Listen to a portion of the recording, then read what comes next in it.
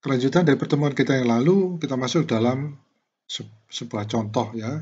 Ini contoh sederhana ya, di mana kalau tadi ya kita hanya menghitung benefit atau benefit cost ratio itu hanya nilainya di atas 1 maka dia menjadi layak. Nah, sekarang yang sedikit dikembangkan ya, ada 2 buah proyek di sini ya.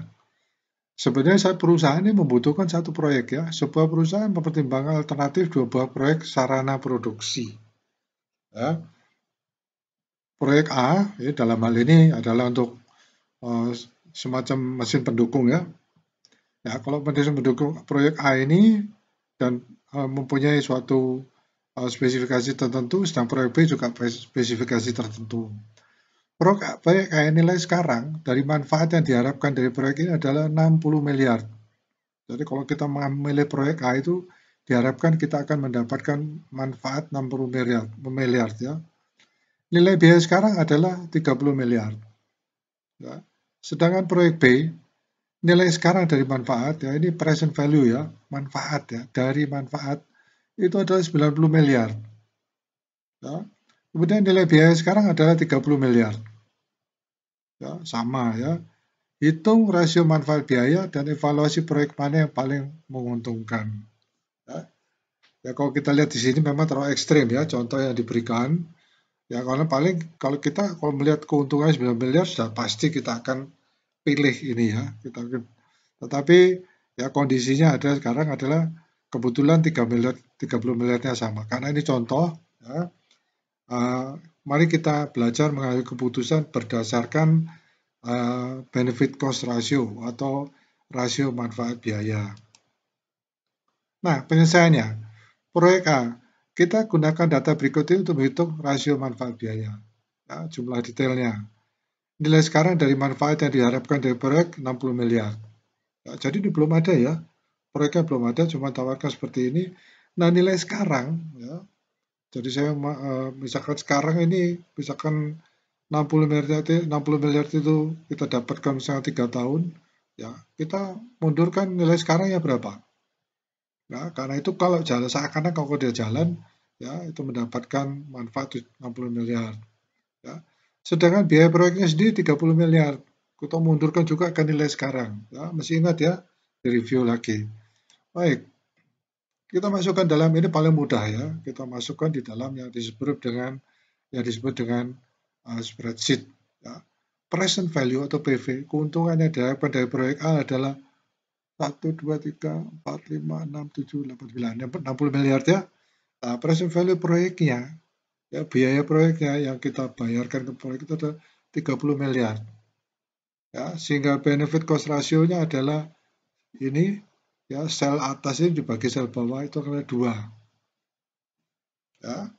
Kalau kita menganut manfaat rasio manfaat biaya yang lalu, ini sudah pasti feasible, ini sudah pasti bisa dipakai ya karena benefit rasionya 2, jauh lebih besar daripada 1.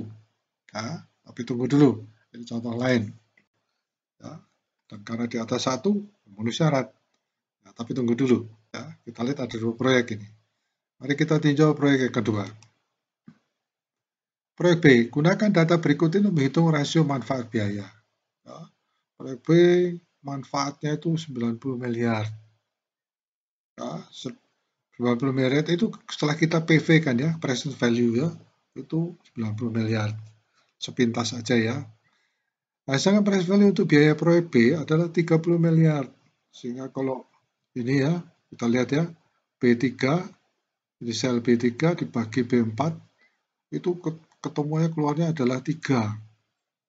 Ya, 90 miliar bagi 30 miliar menjadi 3. Ya. Oh, ini juga memenuhi syarat. Ya. Nah, dari sinilah kita lihat, kita bandingkan ya, apakah proyek A atau proyek B yang kita pilih. Ya. Nah, tentunya kalau kita lihat dari sini, maka yang benefit cost-nya lebih besar itu yang kita ambil. Ya. Ini contoh sederhana. Ya. Jadi benefit and cost yang tadi ya kita hanya dari satu proyek manusia atau tidak, sekarang kita memilih 2 proyek. Ya. Ya, ini contoh yang sederhana yang kedua. Ya. Karena BCR proyek B lebih tinggi, proyek B harus dilaksanakan. atau kita pilih proyek B. Nah, ada contoh soal lain. Sebuah perusahaan harus mengeluarkan biaya 1,5 miliar ya jika harus membeli mesin baru. Ya, ini akan menghasilkan keuntungan tambahan berikut di tahun-tahun berikutnya. Ya, saya ini terpengaruh dengan tahun 2021 ya, karena ini masih rancangan, seharusnya ini 2022 ya. Jadi kita merancang untuk tahun awal 2022 ya, tapi kita merancangnya sekarang ya dengan harapan nanti pada tahun ya ini karena 2021 akan mendapatkan keuntungan 600 juta. Tahun 2022 750 juta. Tahun 2023 750 juta. Dengan asumsi tingkat diskonto atau diskon ya, tingkat diskon level 3%. Ya. Hitunglah rasio manfaat biaya dan investasi yang diusulkan. Ya. Nah, ini akan lebih jelas kalau kita masukkan dalam spreadsheet ya. Kita tahu apa yang akan kita lakukan. Penyelesaian, langkah pertama. Hitung faktor nilai sekarang ya, PV. Masukkan rumusnya. Ini ya. Ini di review lagi apa benar rumusnya seperti ini ya. Ini rumus ini saya masukkan di sel 3. C3.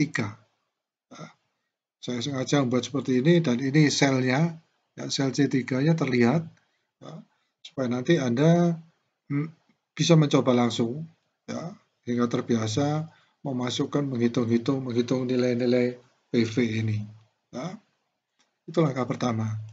Nah, langkah kedua, masukkan rumus mulai dari sel C3, ya, sel C3 sampai ke C5. Ya. Dan kita lihat di sini ya, ini adalah nilainya, lihat ya, pangkatnya ini di sini pangkat 1, pangkat 2, pangkat 3. Tolong dicek kembali bagaimana bentuknya bisa menjadi seperti ini. Ya. Sehingga kalau kita melihat PV rasionya, dan kita lihat PV-nya, ya, kita lihat bahwa ini nanti akan berbeda. Ya. Nilainya akan berbeda. Ya. Saya tidak munculkan. Oh ya, oke. Kita lanjut ya. Nanti Anda coba, nanti kita lihat bahwa ini akan berbeda nilainya. Langkah ketiga, masukkan rumus B3 kali C3 ke dalam sel D. Oh ini ya, ke dalam sel D3. Ya. Karena ini adalah hasil dari ini. Ya di sini keluar ya, ini keluar hasilnya. Ya, itu adalah PV faktor. Ya, PV faktor atau faktor PV yang kita hitung dari rumus tadi ya. Yang awalnya tadi keluar rumusnya, yang sekarang ini adalah keluar hasilnya. Ya, karena ini pangkat 2 lebih kecil. Nah, di sini kita membuat ya khusus sayang saya tidak mengeluarkan selnya ya. Selnya ini adalah ini ya, B3 kali C3 di D3. Ya. Dan semuanya di sini adalah untuk ini adalah B4 kali C4 ya, dan seterusnya. Pada bagian akhir ini kita lihat ya jumlah total ini kita masukkan di sini selnya adalah ini ya. Masukkan rumus B kali dalam sel D3, kemudian kita masukkan sum ini ya. Jadi sumnya itu di sini, jumlah dari keseluruhannya. Ya. Kemudian seret rumus dari sel D3 ke D5. Nah, itu kita ya, kita seret seperti itu. Muncullah sum seperti ini, D3 sampai D5. Langkah 5, masukkan rumus sum ini di sel D6. Nah, sambil Anda mempelajari kasusnya, sambil Anda mencoba mengerjakannya di Excel. Nah, kita lihat sekarang ya bahwa setelah dihitung semuanya, ini pengeluarannya, itu sebabnya minus. Nah, di langkah ke-6, masukkan rumus minus D5. Kenapa minus? Karena ini pengeluaran. Ya, harus diberikan minus supaya dia hasilnya nanti menjadi positif. Ya. Minus D5 ya, dibagi B2. Nah, ini bagi B2, masukkan di sel D7. Tujuan kita adalah untuk mendapatkan benefit cost ratio. Nah, yang terakhir tekan enter untuk mendapatkan hasil. Ya pasti. Nah, sehingga kita mendapatkan bahwa benefit cost ratio 1,32.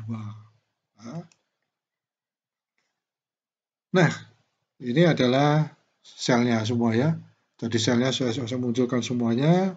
Itu yang tadi kita diskusikan munculnya ada seperti ini supaya Anda tahu, artinya langsung bisa mencobanya ya.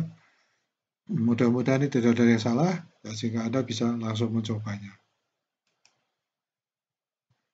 Keuntungan ya.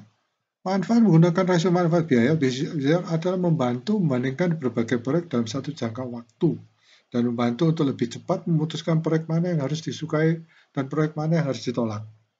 Ya. Ini membandingkan manfaat dan biaya pada tingkat yang sama, yaitu mempertimbangkan nilai waktu uang sebelum memberikan hasil. Ya, ini perencanaan yang mana yang kita itu ya. Ini yang disebut dengan mungkin termasuk bagian dari feasibility study. Ya.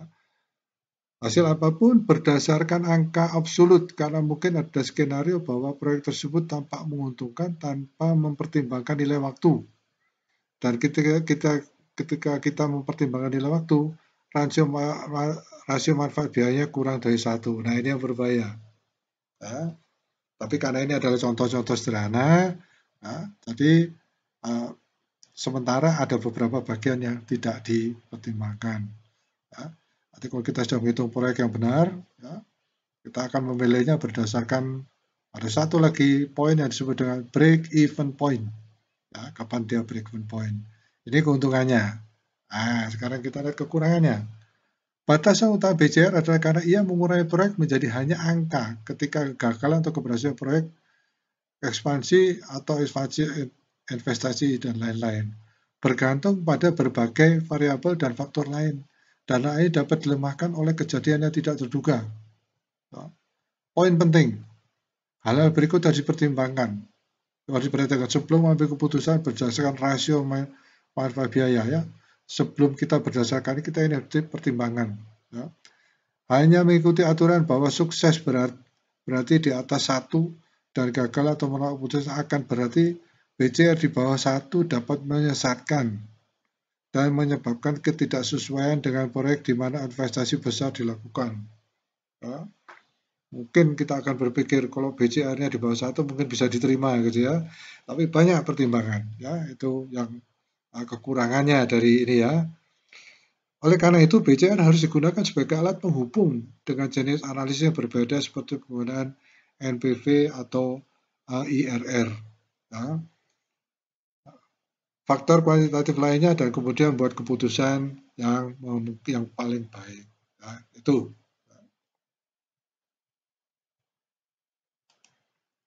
Kesimpulannya, dan dapat simpulkan bahwa jika investasi memiliki BCR lebih besar dari 1, maka proposal investasi akan memberikan NPV, ya, net present value yang positif, dan sebaliknya memiliki IRR yang berada di atas discount rate atau cost of project rate, yang mana akan menyarankan bahwa nilai sekarang bersih, ya, net present value dari cash flow investasi akan lebih besar daripada nilai sekarang, ya, NPV ya, net present value dari cash flow investasi dan proyek yang dapat dipertimbangkan. Jika rasio biaya manfaat atau BCR sama dengan 1, rasio tersebut akan menunjukkan bahwa NPV arus masuk investasi akan sama dengan arus keluar. Ya, keuntungannya sama dengan investasinya. Terakhir, jika BCR investasi tidak lebih dari 1, arus keluar investasi akan melebihi arus masuk atau manfaat, dan proyek tidak boleh dipertimbangkan. Artinya ya sudah, kalau biayanya lebih besar rugi gitu ya, berhenti. Nah, saya kira itu.